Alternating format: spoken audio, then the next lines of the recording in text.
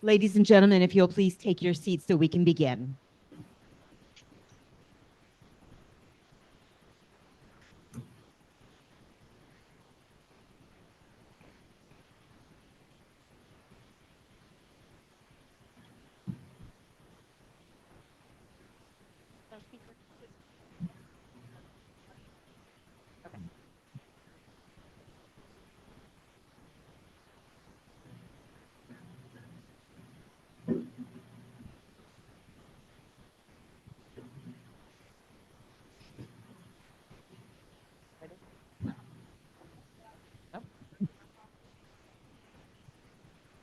Ladies and gentlemen, I'd love for you all to meet Alex Durning, a certified child life specialist with an extensive 7-year track record in offering psychosocial assistance to pediatric patients and their families across the hospital system.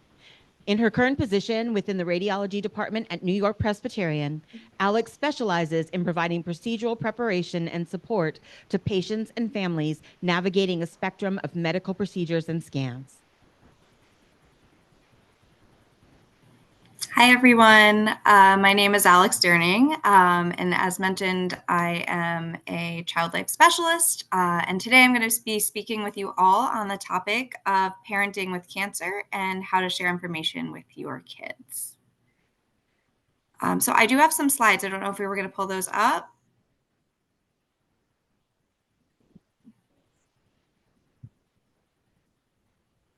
Perfect. Thank you. So for those of you who are unfamiliar with the child life profession, my role within the healthcare setting is to support the psychosocial, emotional, and developmental needs of children and their families. So I help children to understand why they're in the hospital using developmentally appropriate preparation and education, help to develop coping plans, and normalize the hospital environment.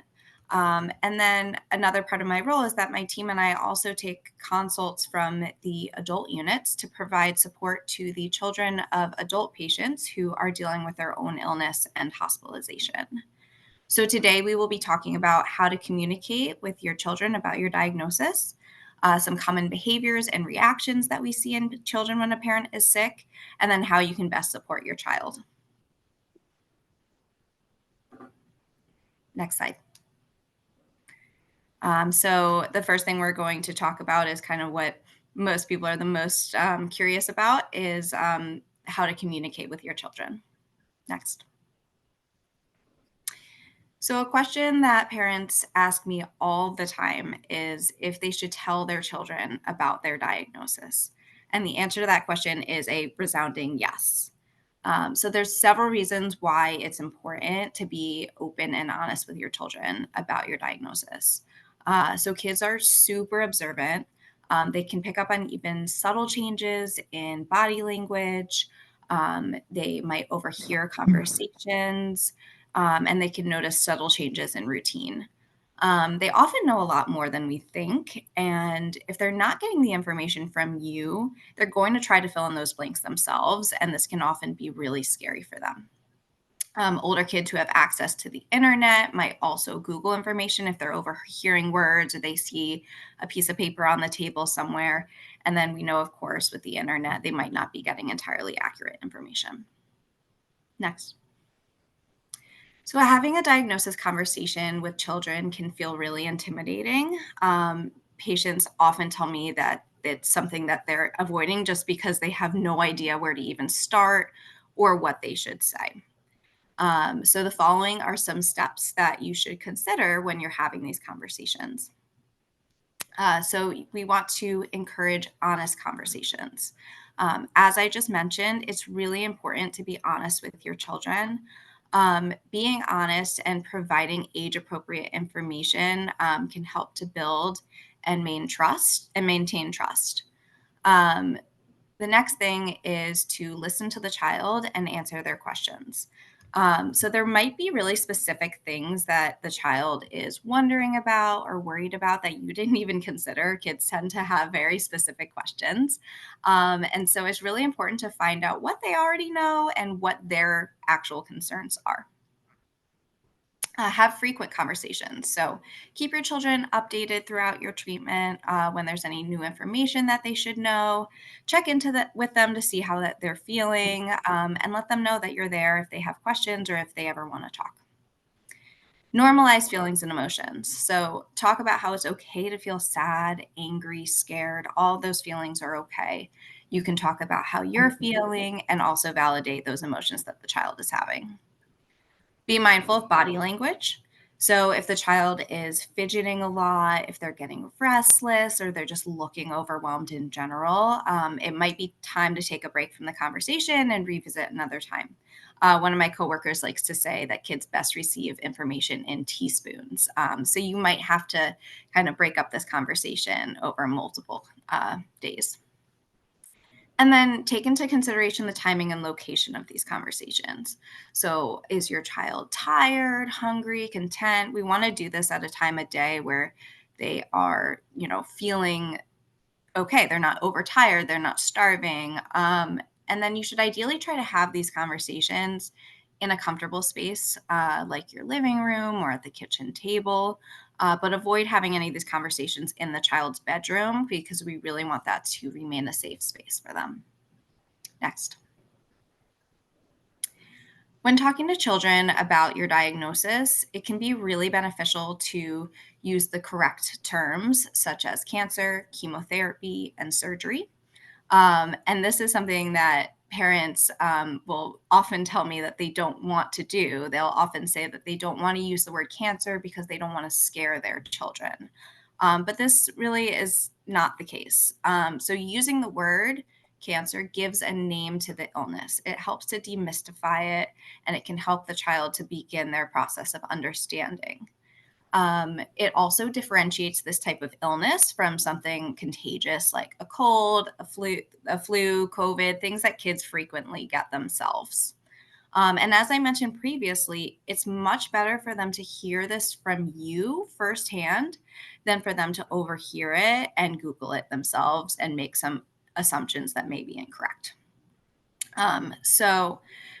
Here is a script that could be used to explain cancer to a child.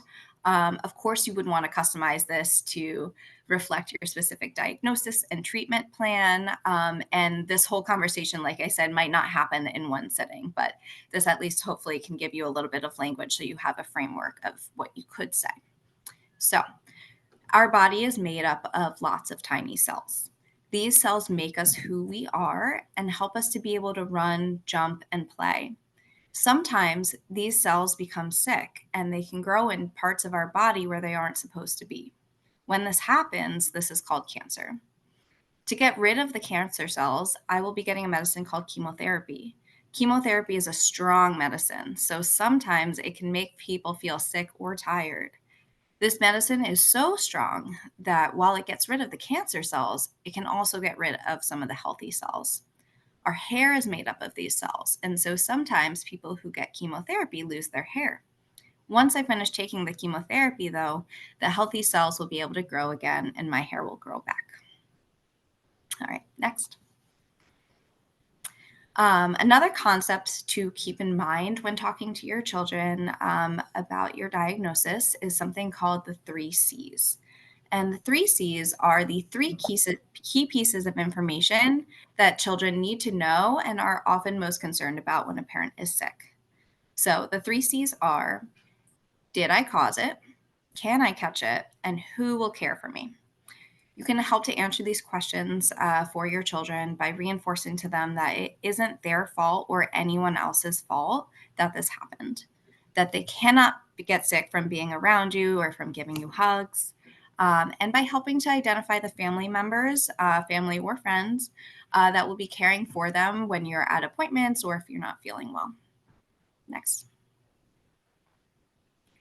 So, some common behaviors and reactions that we can see in children include regression, such as bedwetting, acting younger than their age, having trouble sleeping, and an increase in behavioral outbursts or tantrums. Separation anxiety, having their play revolve around illness and just wanting to play doctor over and over and over again. It's a really common way that kids process how they understand the world is by repetitive play. And then having intense emotions like anger, worry, fear, and sadness. These are all things that we commonly see that are normal. But next, we're going to talk about some ways that you can help to support them through it. Next. All right. Thank you. So, most kids do really well with having set schedules and routines, just in general. And of course, this can often be disrupted by all of the doctor's appointments and just kind of unknowns that come along with treatment. So, it can be really helpful to try to set expectations as much as you possibly can when it comes to who will be picking them up or dropping them off at school or activities each day. But if you're unable to find a consistent person to do this, or if you're able to find someone, that's great. But if you're not, you can always make a visual or a written schedule for you to reference. I worked with a family once who they had a few people that was going to be picking their daughter up from preschool. So it was a grandma, a babysitter, and dad. And she was 3 years old. And so what they did was they printed out photos, and on the fridge it said, the person picking me up today is, and they would put that photo up each day. That way she could reference it and know, okay, I'm going to see grandma later today. And then it can also be really helpful to maintain mealtime and bedtime routines as much as possible. We're all human. There's going to be times when that's not an option. But in general, as much as you can try to stick to that routine, the better. Next. So, when you're feeling up to it, spending quality one-on-one time with your kids can be really healing for all of you and can help you to feel connected. So you can find whatever activities your kid really likes or is into and try to have some time where you're fully focused on that. When you're not feeling well, though, there are other ways that you can still stay connected and spend time together. So some low-key activities could be having a family movie night in bed, reading, or just laying down and listening to an audiobook. Having an at-home spa day. Had a mom do that once where her daughter pretended to be the spa attendant and she just kind of laid there. And then quiet activities that aren't super messy, like stickers or coloring with crayons. And then, of course, there can sometimes be unexpected or expected hospital admissions. And so there are also ways that you can stay connected with your kids when you are separated. So if you're separated due to a hospital admission, it can, of course, be helpful to have regular contact with your kids through FaceTime or phone calls. It might not always be possible, but if you can establish kind of a routine where it's the same time every day so the kids know to expect it, that can be helpful. Kids can also draw pictures or pick out their favorite family photos that can be printed, and those can be used to decorate your hospital room with. This can help your child to feel like they have a job and they have some control over everything that's going on in a situation where there isn't much control for them. And then if reading books is a part of your nightly routine with them, you could always bring a favorite book to the hospital and read it to them over the phone before bed. Next. So it can also be really helpful to inform and involve the child's school. So if the school is aware of your diagnosis, they can help to ensure that your child is well supported throughout the day. They may pick up on subtle changes or behaviors because they know your kids really well. And so this could give you some insight to how your child is coping and if they might need some additional support. And in, rare cases, they can excuse absences or they can help to provide makeup work if the child needs to be absent for something related to your illness. Something I found is that schools are extremely understanding and accommodating and helpful, but they can't be if they don't know what's going on. Next. So lastly, I just wanted to touch on some additional resources that are available and that may help you to better support your child, help further their process and process their emotions, and also just help you to feel more prepared to do so. Next. So there are a lot of really wonderful books out there. Sorry, it just got really sunny. There are a lot of really wonderful books out there for children of various ages that can help them to better understand what cancer is, help them to process their emotions, and just normalize the general experience. So these photos are a few examples of some books, but I have a whole long list that breaks it down by age. So if anyone is interested in that, I'm always happy to email that to you. Next.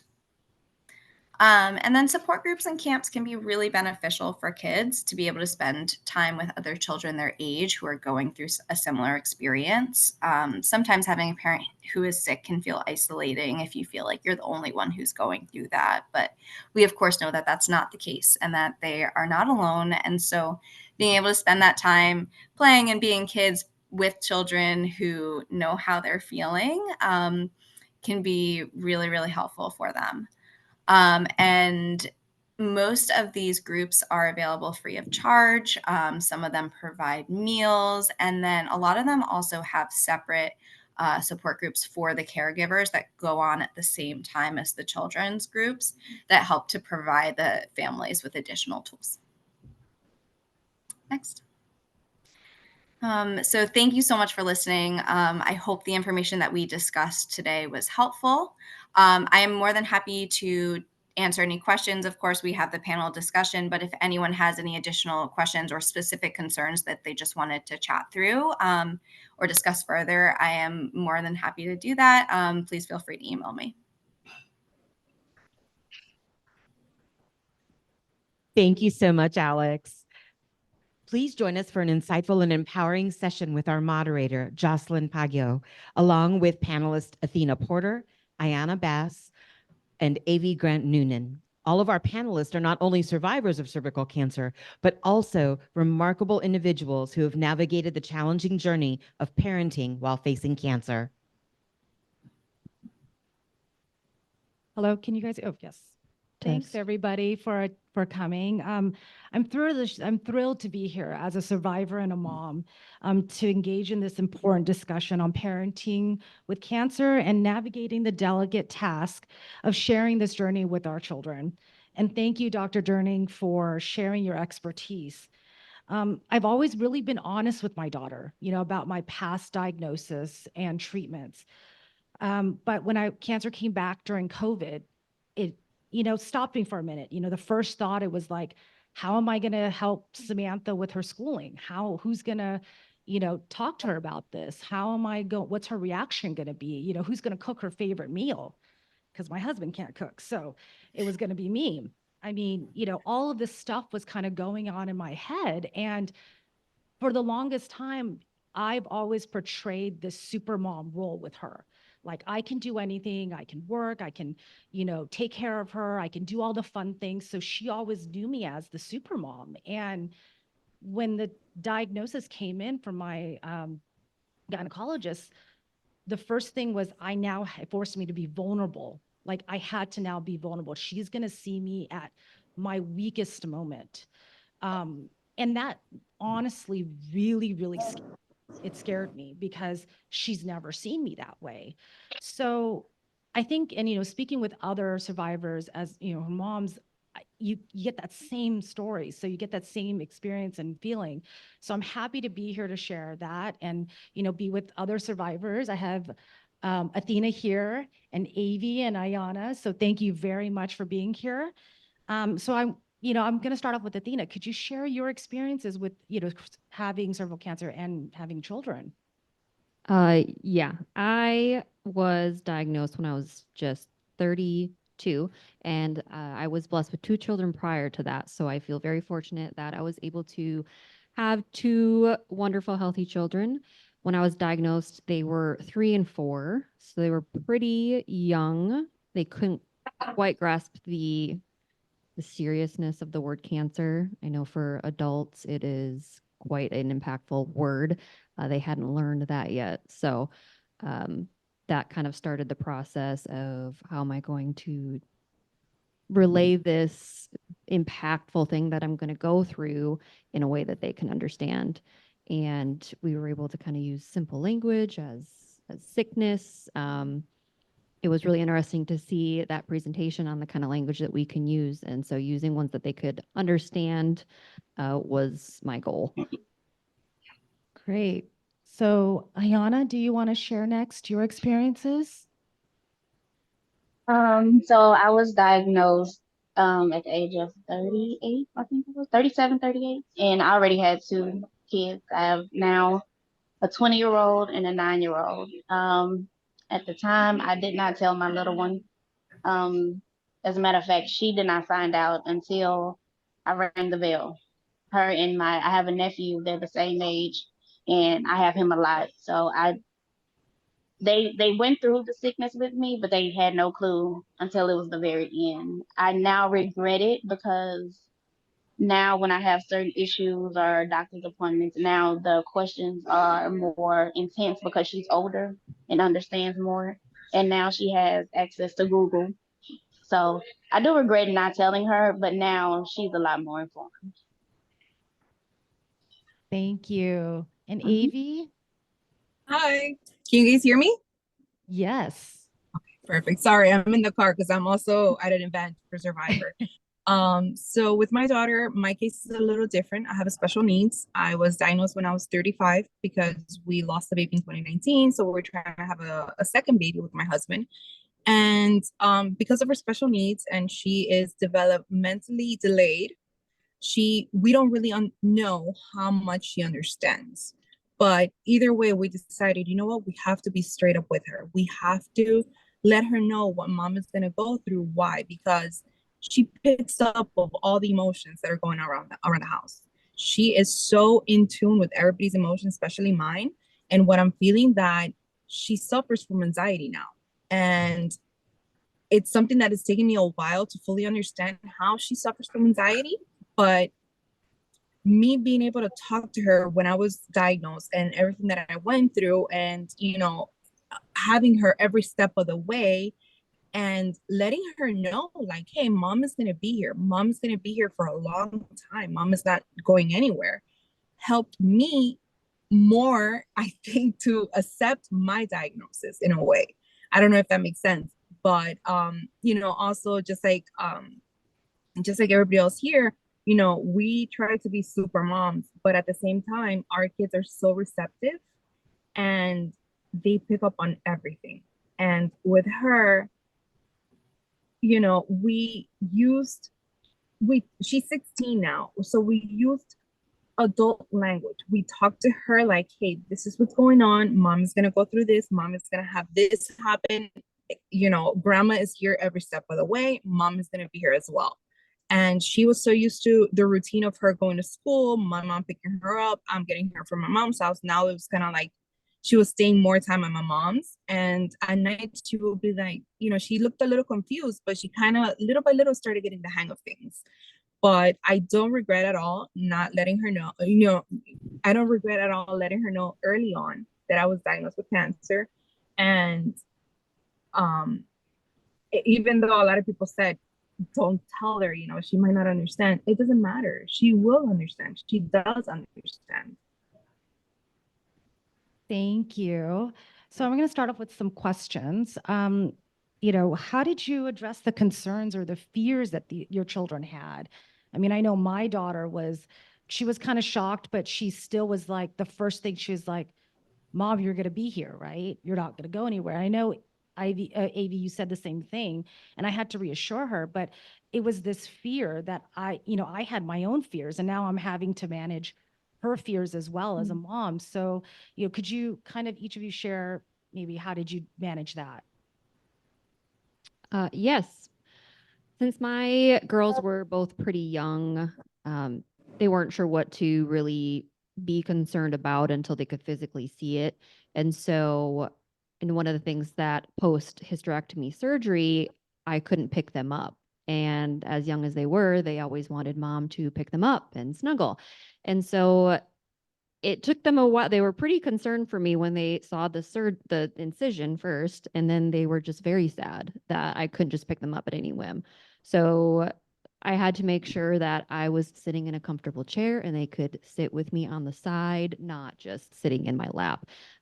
Which sounds small, but it's such a big inconvenience for a little kid when the mom as me is their comforter. And so that was just something they had to adjust to, was just being a lot more gentle with mom. I can imagine. Avi or Ayanna? Yeah. So just like Athena, my daughter, she's special needs. She doesn't walk, she doesn't talk. She's in a wheelchair. So it was also difficult for me having to pick her up. And just kind of the whole comfort level of not being able to do a lot of things with her because of the treatment that I was going through. There were days that I felt like the world was just crumbling down on me. And trying to maintain that I'm going to be okay in front of her so that she didn't feel that fear from me. It was hard. It wasn't something like a walk in the park. Like some people claim, cervical cancer is, because I've heard that a lot. Oh, cervical cancer is an easy cancer. No, it's not. Cervical cancer is not the easy cancer. All right. Ayanna? For me, it was a little tough because most of my weekends, just like right now, I am stuck at some kind of convention for dance.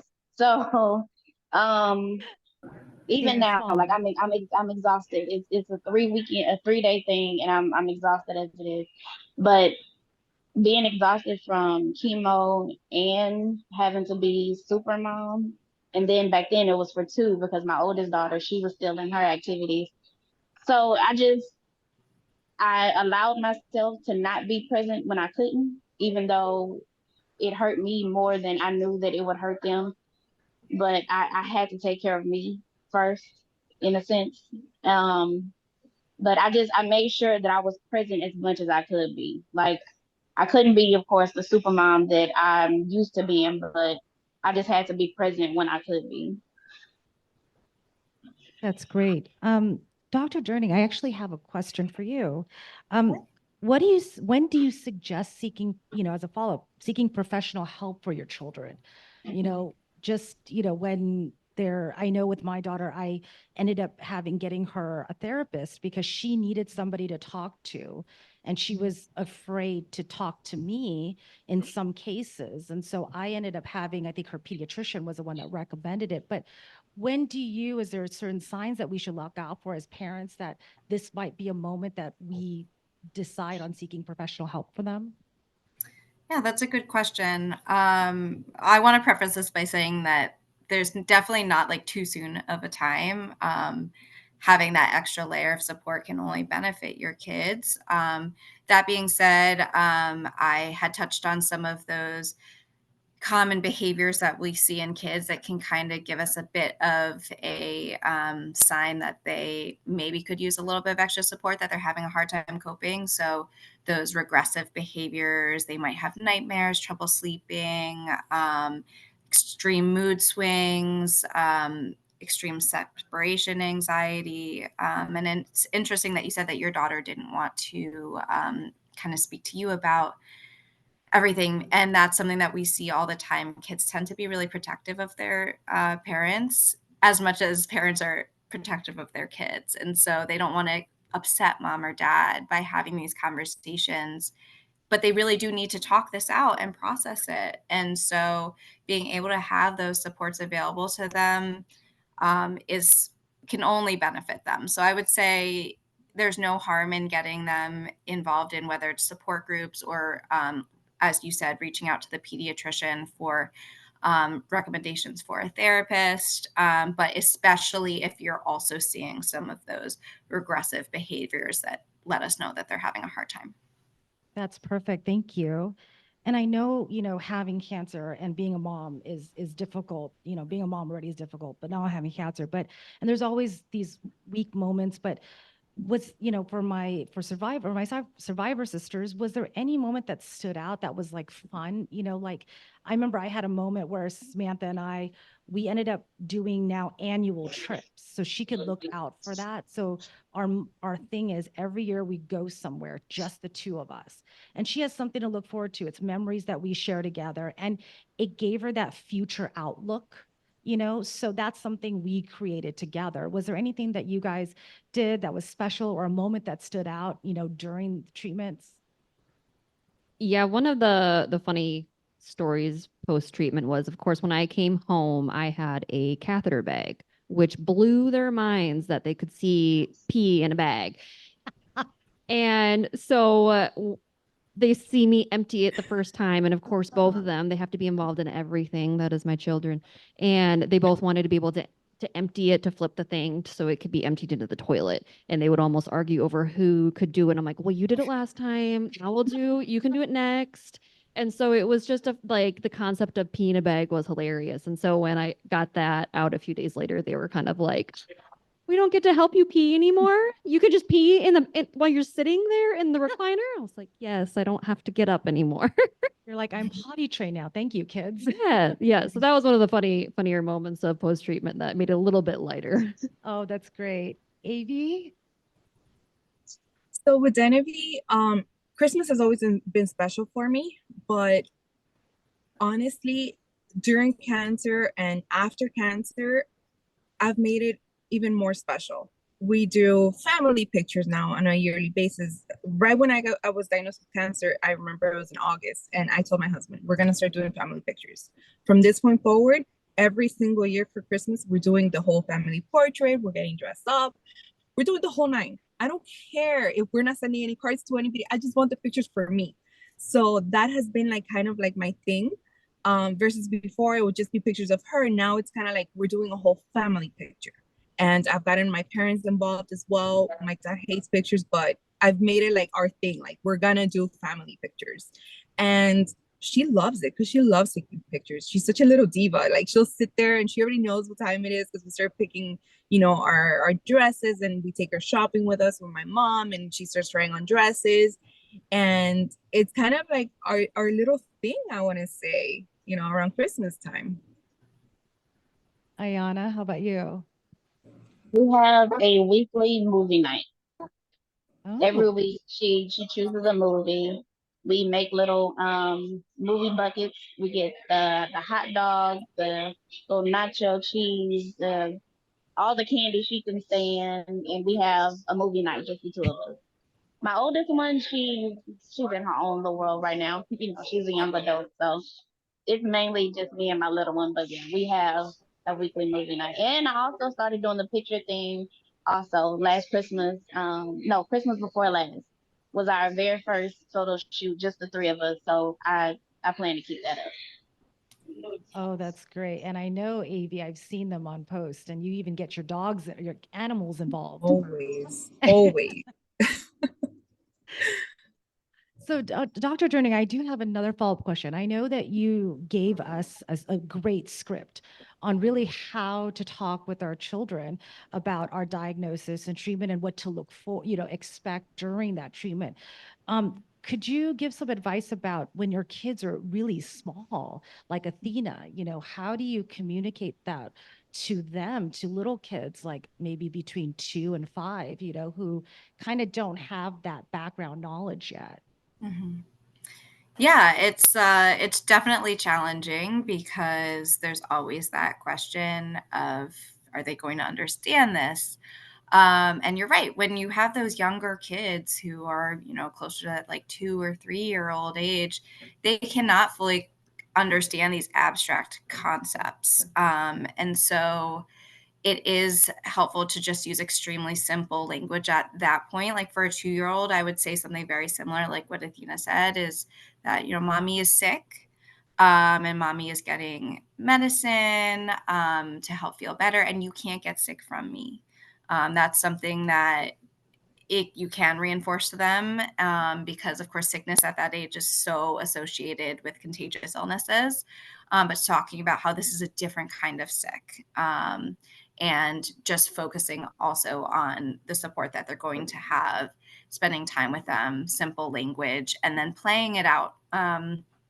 Kids at that age sometimes don't necessarily understand as much verbally, but they can play doctor. And I've seen kids pretend to give the doctor, the doll, IVs and shots, or they make them drink medicine, and they can help to kind of process their world in that way. So it doesn't always have to be verbal communication. Perfect. Thank you so much. And just one last question for everybody, I guess, on the panel is, what advice could you give to parents, mothers, even caregivers, right, who are also involved in this, journey? What advice could you give to them right now, if they're going through it or post-treatment? Athena? Yeah, I'll go That first. Athena.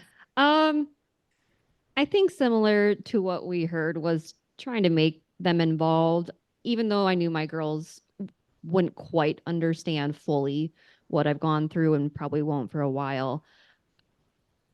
I'm continuing to be able to educate them, and that way if they hear that term cancer in the future, it'll be somewhat familiar, so then they can try to relate. They tried to comfort me while I went through my cancer, and so my hope is that they'll try to be a comfort to others who go through hard times like that as well. Thank you. Ayanna, did you want to share some advice? I think the only thing that I would say is don't be afraid. Like, don't be afraid to be completely open with your kids, because, like everybody said, kids notice more than we know that they notice. So just be open, be honest, and be ready for the questions. Perfect. AV? Be vulnerable with your kids. I mean, you should be able to speak to them because you want your kids to speak to you about what they're going through. So you should be able to speak to your kids as well. And then one thing, just to chime in on something that I did, and I don't know if, you can also do it with your cancer institutes or wherever you're getting treatment. Ask if you can bring your kids so they can see what is going on. I was able to bring in my daughter in her wheelchair, and I took her into the rooms where I was going to be in. And, I explained to her, I got to her level, and I explained to her, this is where mommy's going to get radiation. This is the chemo room, and just for her to kind of look around, and she looked around in her wheelchair, and that, I guess, kind of gave her more of an insight and to help her understand what was going through. But definitely talk to your kids about it. Like, don't leave them in the dark. That's great advice. And I know, Dr. Durning, you gave a lot of great resources and insights. Was there anything other advice you could give to us parents? This is quite simple, but it's just something that I see a lot is that parents get so caught up in the specific language that they're using with kids because they don't want to say the wrong thing, which is why I, of course, always give recommendations and language that you can use with them. But something that I think is important to keep in mind that your kids are not going to necessarily remember the specific words that you used. What they're going to remember is how they felt cared for and supported in those moments. So just being there as a safe and supportive person for your children is truly the best thing you can do. And also that remind yourself that you're a good mom and you're doing a great job. Thank you, Dr. Durning. Thank you so much for Athena, AV, and Ayanna for being here today and sharing your story. So thank you so much. Thank you. Thanks Thank you for having me.